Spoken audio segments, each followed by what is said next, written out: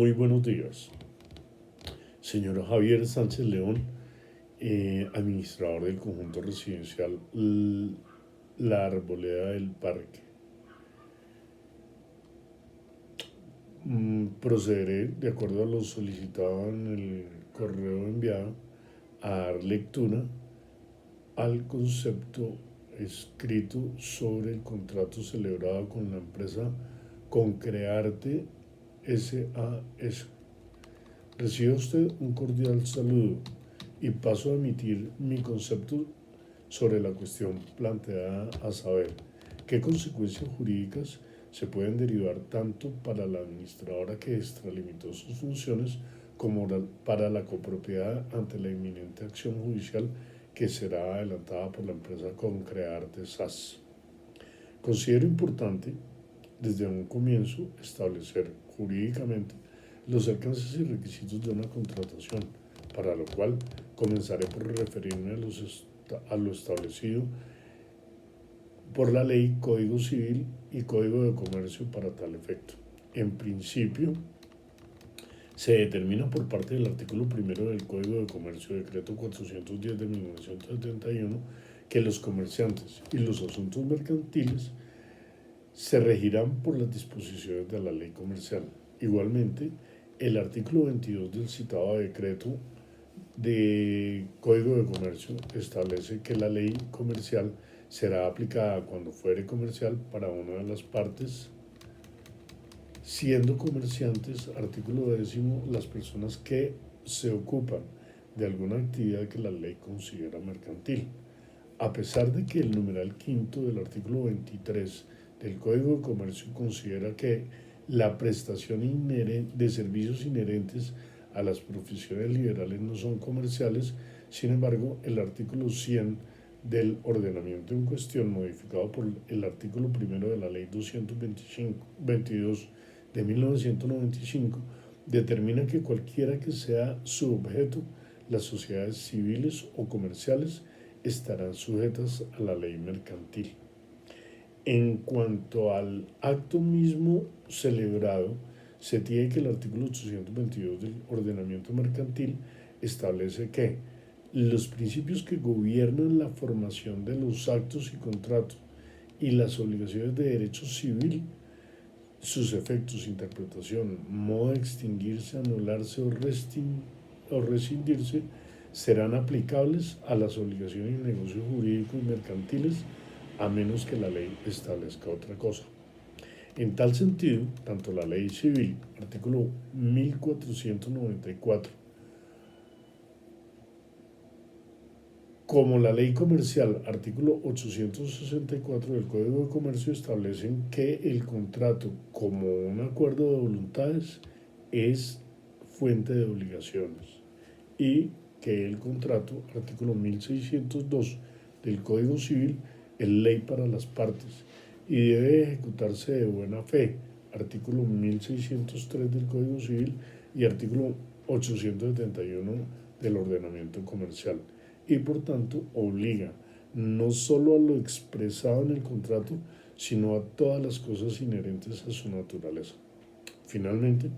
todo acto o contrato celebrado se presume válido y solo será nulo o anulable en caso de haber sido celebrado por una persona relativamente incapaz o por vicios de consentimiento, fuerza, error o dolo, artículo 900 del Código de Comercio,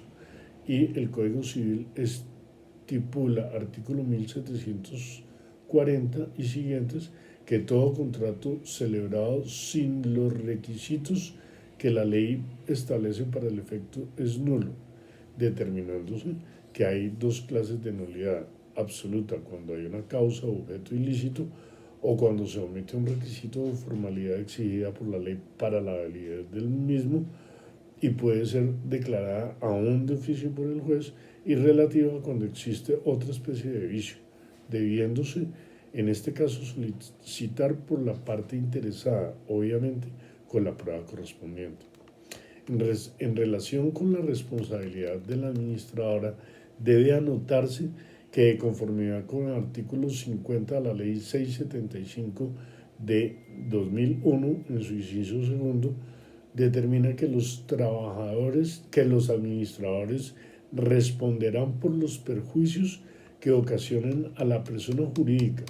a los propietarios o a terceros, por dolo, culpa leve o grave, imputable a ellos en sus actuaciones, y que la culpa leve será presumida en caso de extralimitaciones de funciones o violación del reglamento o de la ley. En relación con el contrato celebrado por la administradora Johanna Guerrero con la sociedad Concrearte Diseño y Construcción SAS, el mismo goza de la presunción de legalidad. Mientras no sea declarado nulo, es ley para las partes y fuente de obligaciones para las mismas, toda vez que se trata de un acuerdo de voluntades celebrado por quienes tienen la capacidad legal para el efecto. Principio de derecho universal es que nadie puede aprovecharse de su propia culpa. En este caso, si bien la administradora extralimitó sus funciones, no es menos cierto que fue debida y legalmente designada como tal por parte de la copropiedad. Es importante establecer que el vicio que afecta el contrato, cual es el desbordamiento de las facultades otorgadas a la administradora para la contratación en relación al valor del contrato mismo, es un hecho que aparentemente y en principio no tendría por qué afectar al tercero que obra de buena fe. Recuérdese que la buena fe se presume, artículo 83 de la Constitución Política de Colombia, que tiene su desarrollo en el artículo 835 del Código de Comercio, mientras que la mala fe debe probarse, según la última norma anteriormente citada. En idéntico sentido está el artículo 769 del Código Civil. Aunado al anterior, y como ya se determinó, la nulidad relativa del contrato debe ser declarada por un juez a petición de la parte interesada para que el efecto vinculante del contrato cese y haya lugar al restablecimiento de las cosas al estado anterior a la celebración del contrato, consecuencia directa de la declaración de nulidad. Se tendría, por consiguiente, que entrar a probar la existencia de mala fe, la intención positiva de generar un daño a la copropiedad con el contrato celebrado, estableciendo a manera de ejemplo que el valor del mismo es desproporcionado no frente a la autorización o límite impuesto por la Asamblea dada a la administradora, sino frente al desarrollo mismo de la actividad contratada,